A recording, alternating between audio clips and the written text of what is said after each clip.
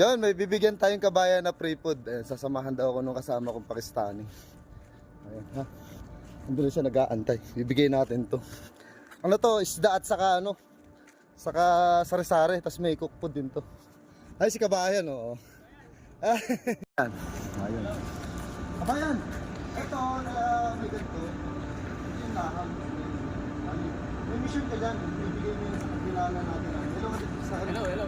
hello, shoutout sa inyo dyan. Oh. Taga saan ka kabayan? Manila.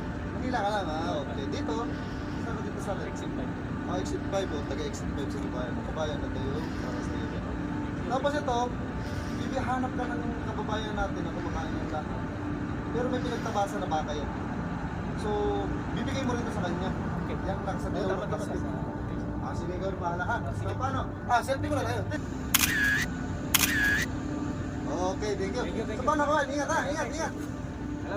Natin ang free food, ayun si kabayan. Lagi lang natin susuportahan yung mabuting gawain sa kapwa. Maraming salamat. Thank you. Mamang Guard, thank you sa bigay mo sa amin pagkain. Maraming salamat. Salamat po, Mamang God.